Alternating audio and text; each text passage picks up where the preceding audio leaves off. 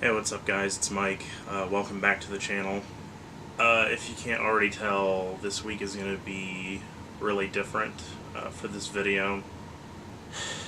As many of you know, uh, today, July 22nd, 2018, marks 1 year since my dad passed away from a 7-year stint with a brain tumor and cancer.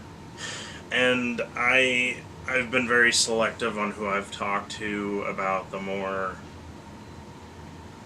deep aspects of it, but I honestly I've had like the worst week ever, which if you guys watched my last video, I obviously had a great, you know, Saturday night playing a show with two of my favorite bands and even, having a sleepover with the Earth Groans guys, but it's almost as if, like, as soon as something tremendously good happened, everything went downhill from there.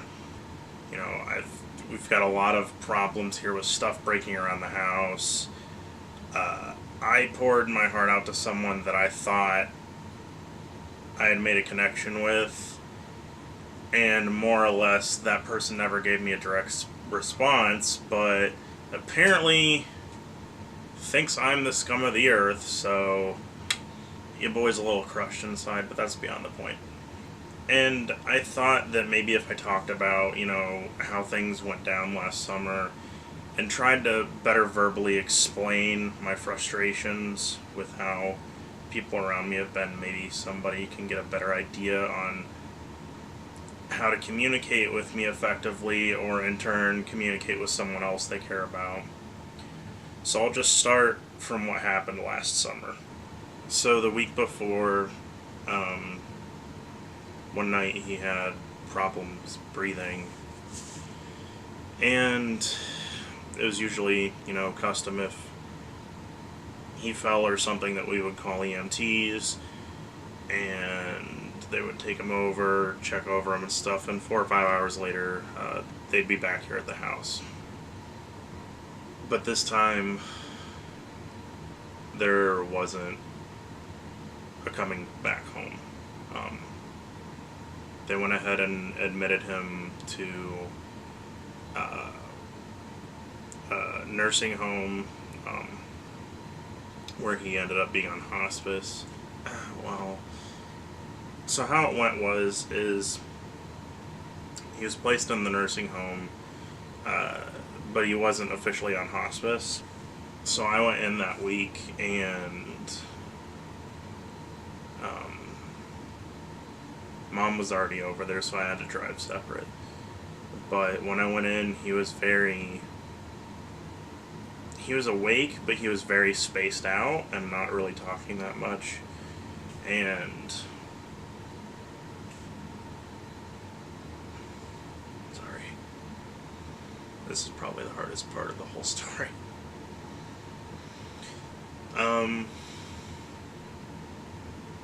Mom asked if he knew who I was, and he said yes, but I don't know if he really did. But I'm not gonna try and force through all the details of that just because it's a little hard. But I left that nursing home and got in my car, and even in like the 90-some degree weather in a very warm car, I just sat there for a couple minutes.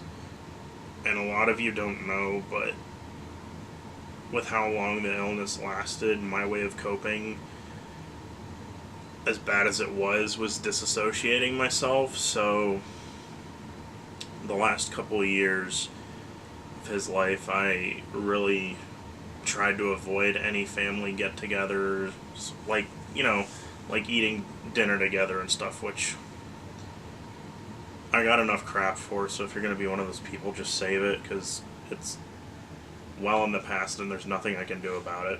But I wasn't really close to him the last few years, and it's like that was the first real point when I knew that 7 years of wondering when this event was going to happen was actually happening. And I just remember being angry. Not necessarily at myself, but just angry. And I just balled up fist, just punched straight up into the roof of my car as hard as I could. And I remember splitting my hand open right there because of how hard I punched and hit the metal. And just, I sobbed and yelled the whole, like 5 to 10 minute drive home because it was across town. And I remember not having a voice for the next couple hours because of how furiously I screamed, which y'all know I'm in a metal band, so it's bad news if I lose my voice from, forced screaming. But anyways, so a couple more days go by and the paperwork's all filled out and he's officially put on hospice. And it was like around 3 in the morning on July 22nd of last year when Mom got the call that, his health just was tanking and that we needed to come in because, like, this was it. I remember waking up because I heard all the noise upstairs. And she told me I needed to get dressed and get ready to go and stuff, and I couldn't go. I didn't go.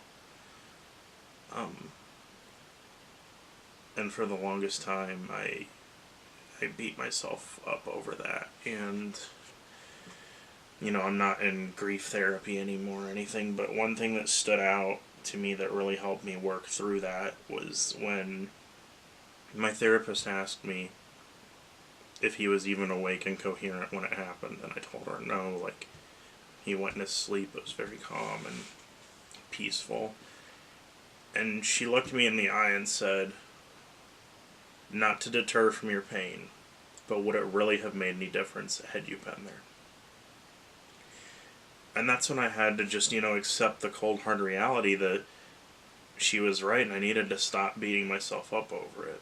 And so it helped. I don't want to say grief therapy has helped me at all because I'm still, in the same place as I was last summer, but it's helped me be able to rationalize some of my anger better because I still have very, anger-filled, depressive episodes. But I got the call at 6:30 in the morning that he was gone.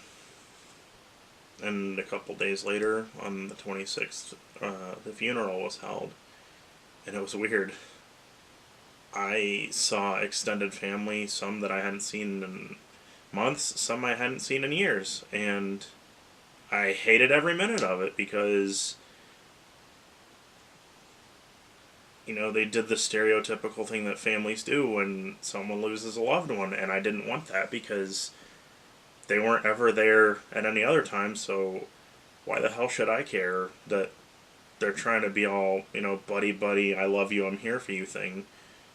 And I know that's a horrible thing to say, but I'm sorry, that's the truth of it. And I had a handful of people, text me, ask if I needed anything. And naturally, I explained that I just needed a little bit of space, rest and stuff. And they were like, oh, sure, like, when you're ready, hit me up, we'll hang out or something. And after a couple of weeks, those text messages and checking in on me just stopped. And it went back to this whole, I haven't heard from you in a long time, let's hang out sometime. Which we all know that never works out. And I get it, people are busy, but it's really depressing when I'm the one that tries to reach out and people tell me they're too busy doing this, that, and the other. And then I see on social media that they're with their friends and stuff. And it's like, it's really frustrating when I see that kind of stuff and then I either A, call them out on it for, being crappy friends, or B, just stop talking to them and then they get mad at me for not hitting them up.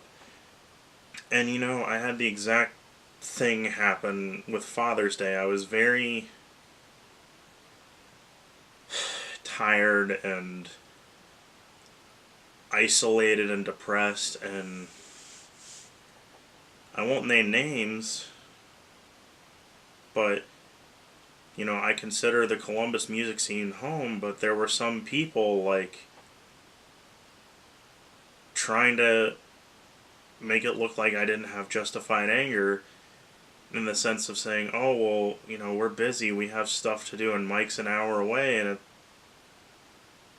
my bassist, Jordan, works with some of these people, and he stood up for me in saying that, you know, like, nobody really understands what this is like to lose an actual parent.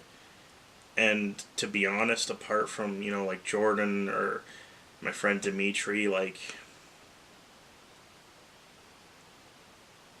I really haven't had a lot of people from Columbus even offer to hang out. And yeah, I am an hour away, but if people were to be like, Mike, like, come down for the evening and stuff, let's hang out and get food or do something, like, I'd be more than willing to do that. But those offers just never happened, so I figured, why stop reaching out? I just have to preface this conversation because it's so stupid. I literally responded to a person I consider a friend on Snapchat and said, hey, I miss you. How are you? And their response was this whole thing about how they're an empath and that even though I'm rightfully, you know, upset and stuff, I'm too negative and my stuff is too much to handle, which is why they distance themselves. And it's things like that that just really, that's one of those things that happened this past week as well. And you know, I try to really be there for other people and stuff, but it's getting harder and harder to manage that. A lot of people are like, oh, well, are you doing anything to keep busy on the 1 year? Like, are you hanging out with friends and stuff? And the answer to that is no. I'm not. I don't have anyone to reach out to, like, within an hour radius to do anything with.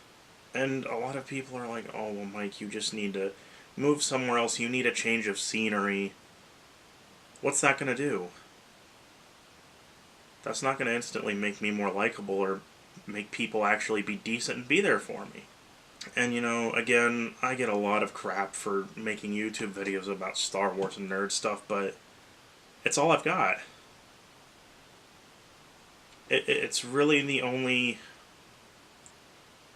tangible thing I can rely on in this time. I'm just tired of trying to get through it, or that I'm strong and brave enough to get through it, because I'm not. And that's not me saying that I'm going to give in and do something stupid to cope with it. That's just me saying, most days, I can't pull myself out of bed at a reasonable hour because my body aches so bad from the depression and stress. And most times, if I try and make plans with someone, there's a good chance that I'll just waffle out of it because I feel too anxious about being around people. Because I'm not deaf or stupid. I hear things through the grapevine of what people say about me, and I shouldn't really care about that, but it just gets to me. I'm sorry, it does. And it really sucks being that person that everyone comes to for life advice and being able to help other people, but I can't really help myself to much degree. And it sucks when I don't have any family really supporting me without talking crap about me, which does happen. And it really sucks, you know, people are like, oh, well, you've got your bandmates. I see them once a week. I'm sorry, but I don't really justify that much. There's an off chance that I see them outside of band practice or shows, but it's very minimal. I'm sorry to post such a downer of a video, but I just needed to air some things out instead of letting them sit in my head. So, I guess that's all I have to say for now. Next week we'll be taking a look at the stuff that I got for San Diego Comic-Con. I guess I don't see much reason why you'd like this video, but if you don't mind giving it a thumbs up, that would be great. Subscribe if you haven't, and we'll see you right back here next week. I'm the bearded Padawan. May the Force be with you, and God bless.